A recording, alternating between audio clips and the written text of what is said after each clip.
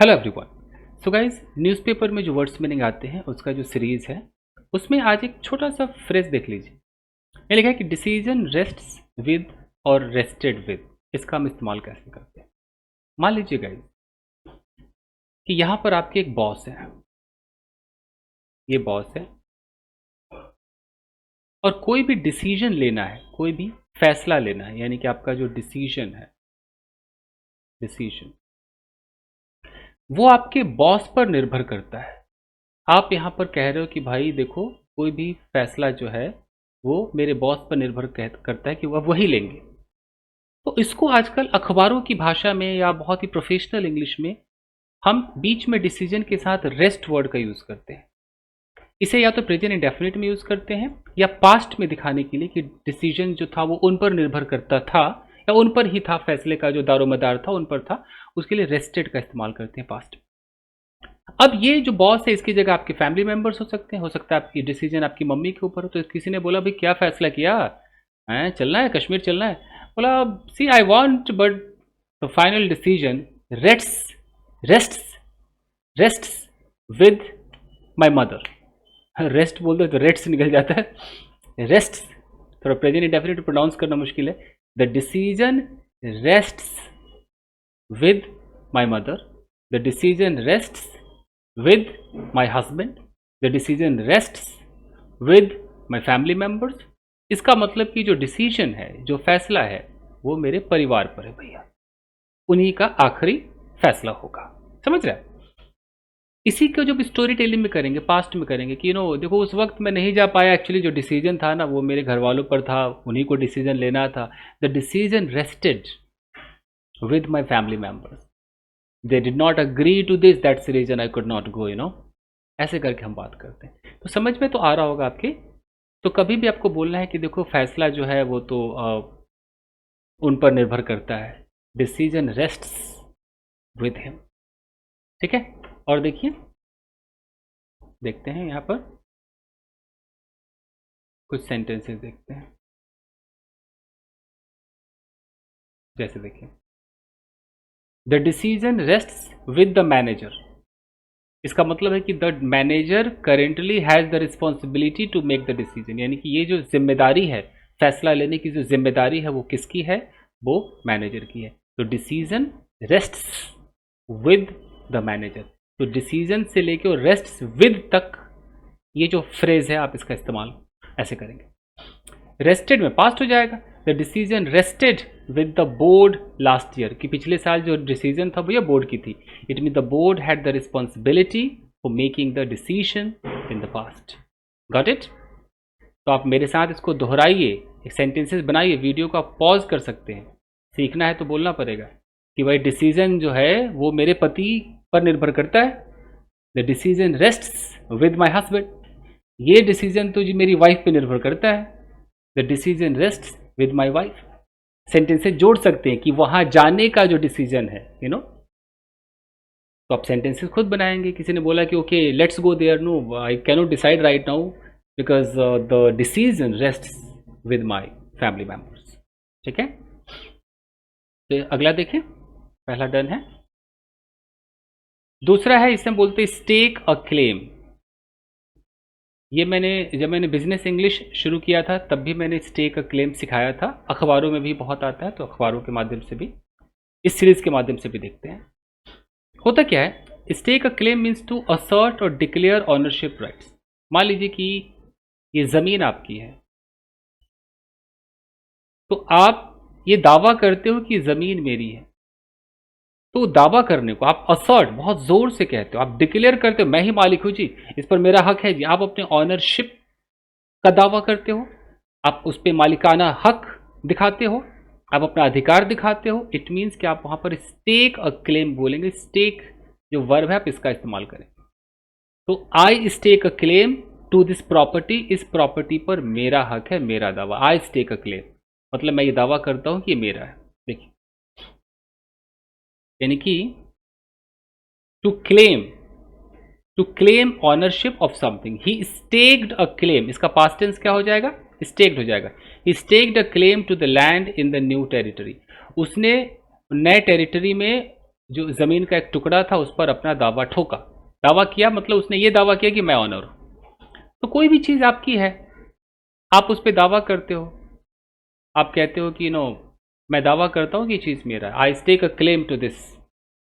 He staked a claim to this mobile phone, इस mobile phone पर उसका दावा है। तो ये आप तभी यूज़ करें जब आप किसी को अपना मतलब दावा ठोक करके बता रहे हो कि अच्छा ये ज़मीन भाई किसी और की नहीं है ये मेरी property, I stake a claim to this, मैं अपना दावा ठोकता हूँ कि मेरी है, मतलब मैं ये डिक्लेयर करता हूँ, मैं अनाउंस करता हूँ कि मुझसे बिलोंग करता है, I stake a claim.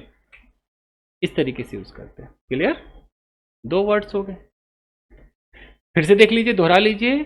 Decision, फैसला मेरे घर वालों का है। Decision rests with my family members, मैं इस चीज पर दावा करता हूं कि मेरा है। I stake a claim to this property, it means मैं कहता हूं, मैं जोर से डिक्लेयर करके कह रहा हूं कि इसका ऑनर मैं हूं। अगला जो है इसे बोलते हैं यूनिलैटरली। इसको भी देख लीजिए, ये एक एडवर्ब है गाइस। यूनिलैटरली एक एडवर्ब। होता क्या है कि doing something on one's own without consulting और इन्वॉल्विंग अदर्स।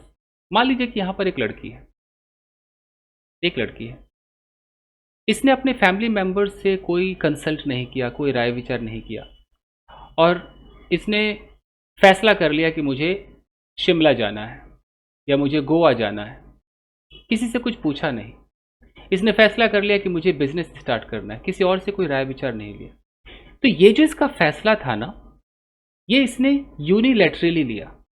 यूनिलैटरली का मतलब है इसने अपने आप लिया, बिना किसी से पूछे, बिना किसी को इन्वॉल्व किए, किसी से कंसल्ट नहीं किया।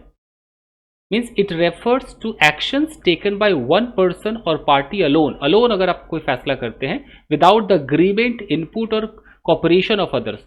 किसी का आप कॉपरेशन नहीं लेते हैं, किसी कोई मतलब आपके साथ आता नहीं है, आपका अपना एक फैसला होता है। तो यूनिलैटरल डिसीजन है आपका।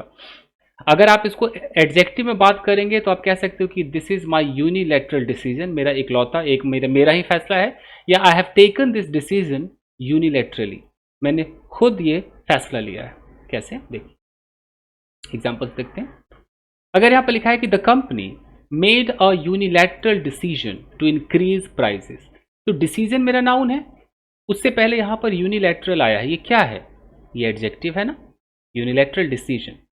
तो यानी कि कंपनी ने एक यूनिलैटरल डिसीजन लिया, क्या करने का? टू इंक्रीज प्राइसेस, प्राइस को बढ़ाने का। कंपनी ने खुद अकेले, किसी और से परामर्श या कुछ भी नहीं, सिर्फ अकेले खुद ही फैसला कर लिया। तो अकेले का फैसला यूनिलैटरल डिसीजन। इट मीन्स कि the company decided to increase prices on its own without consulting customers और अदर स्टेक होल्डर्स। किसी भी स्टेक होल्डर से नहीं पूछा, किसी भी कस्टमर से नहीं पूछा, कि राय विचार नहीं किया। ही यूनिलैटरली एंडेड द कॉन्ट्रैक्ट। यहां पर जो यूनिलैटरली है, एक वर्ब को मॉडिफाई कर रहा है। एंडेड हमारा वर्ब है और ये उसको मॉडिफाई कर रहा है कि उसने खुद से ही, बिना किसी से राय विचार किए, खुद अपने बलबूते पर उसने एंड कर दिया कॉन्ट्रैक्ट। मतलब ही एंडेड द कॉन्ट्रैक्ट अलोन, खुद, without discussing it with the other party involve. जो पार्टी इन्वॉल्व थी उससे डिस्कशन तक नहीं किया। तो अब इस वर्ड का आप इस्तेमाल करें, अच्छा खासा वर्ड इस्तेमाल हो सकता है कि यार तुम जो भी है खुद ही तुम सब तय कर लेते हो, you always take unilateral decision और you are doing it unilaterally. तुम अकेले सब कुछ कर रहे हो यार, it's not good. The government acted unilaterally in imposing new regulations. Government ने खुद ही एक्ट करना शुरू कर दिया, नए नए रूल्स रेगुलेशंस को इम्पोज करने के लिए, थोपने के लिए। और देखिए जैसे he unilaterally decided to change the meeting time without consulting anyone. उसने खुद ही ये फैसला ले लिया कि मीटिंग टाइम को चेंज कर दिया जाएगा, बिना किसी से कंसल्ट किए। She unilaterally took charge of the project after the manager left. जैसे मैनेजर चला गया, उसने खुद ही चार्ज ले लिया अपने आप, बिना किसी से पूछे। ठीक है, तो आप घर में भी यूज कर सकते हो कि अरे यार हद है यार, आज तुमने बिरयानी बनाई unilaterally. You are making khichdi unilaterally. It's a unilateral decision. Getting the point? The company unilaterally raised the prices. अपने मर्जी से कंपनी ने प्राइजेस बढ़ा दिए, किसी से नहीं पूछा। They unilaterally cancelled the event. खुद ही कैंसिल कर दिया जी इवेंट को, किसी से नहीं पूछा। तो ये 3 वर्ड्स आपने आज सीखे, फिर से देख लीजिए। यूनिलेटरली, बिना किसी से पूछे अपने बलबूते पर आपने कर दिया, किसी से राय या मशवरा नहीं लिया। स्टेक अ क्लेम, आप डिक्लेयर करते हैं कि आप उस चीज़ के मालिक हैं, आपका मालिकाना हक है। और दूसरा है डिसीजन रेस्ट, की फैसला जो है वो उन पर निर्भर करता है। The decision rests with my family members और विद माई बॉस और समथिंग। क्लियर है गाइस? तो ये था कल जो आपने सीखा था, वो सीखा था आपने एम्ब्रॉयल्ड, याद कीजिए एम्ब्रॉयल्ड सीखा था। एम्ब्रॉयल्ड का मतलब आपने क्या सीखा था? एम्ब्रॉयल्ड का मतलब सीखा था कि आप किसी चीज़ में उलझ गए हो, फंस गए हो, तो यू आर एम्ब्रॉयल्ड, इस झगड़े में उलझ गया हूँ, I am embroiled in this dispute. फिर आपने सीखा था रिसाउंडिंग, अगर कोई चीज़ बहुत ही बढ़िया है, आपकी विक्ट्री रिसाउंडिंग, आपका परफॉर्मेंस रिसाउंडिंग, मतलब तारीफ वाला कि बहुत ही बेहतरीन रहा, it was resounding performance, resounding victory, या तालियां बहुत जोरदार बजी तो रिसाउंडिंग क्लैपिंग, रिसाउंडिंग अपलॉज। फिर आपने देखा था स्लैम। स्लैम मतलब कि अगर कोई किसी को क्रिटिसाइज करता है तो आप उसे स्लैम कहेंगे, क्योंकि यार द पर्सन इज स्लैमिंग मी, वो मुझे क्रिटिसाइज कर रहा है, इज स्लैमिंग माई पार्टी। या स्लैम मतलब जोर से दरवाज़ा बंद कर दिया आपने, खिड़की बंद कर दी, ही स्लैम द डोर शट।